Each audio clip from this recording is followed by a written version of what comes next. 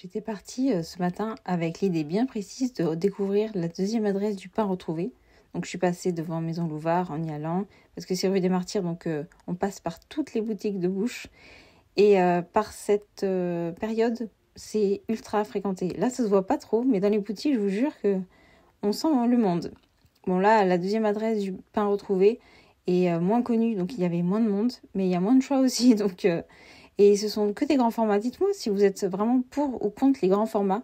Je trouve ça pénible parce que quand on est seul et imaginons on aime bien mais sans plus, ben on a 3 autres parts à prendre. Limite 6 parce que c'est quand même des gros formats.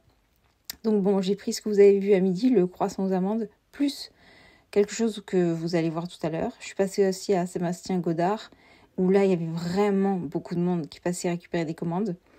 Donc une ambiance plutôt guindée, j'avoue, mais vraiment les produits sont magnifiques. Et donc Maison Louvard où j'ai pris l'éclair au café et une tartelette. J'ai vu aussi les galettes, donc c'était vraiment sympathique.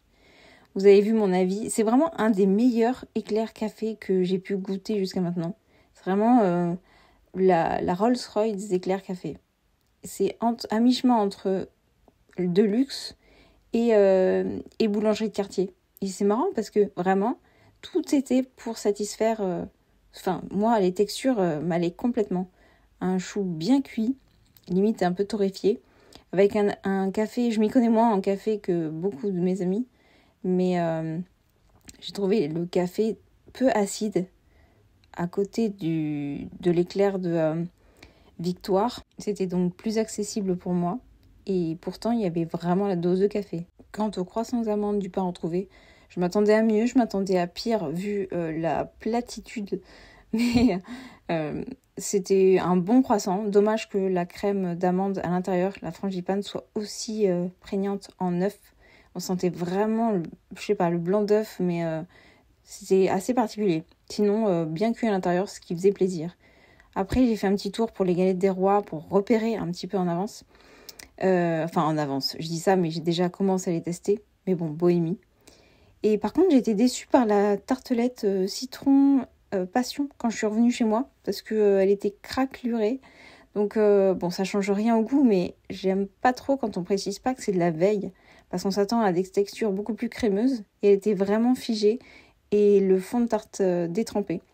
Donc c'est dommage, parce que toutes les saveurs y étaient, c'était bien balancé. On sent la justesse et l'expérience des pâtissiers derrière, mais les textures étaient complètement faussées.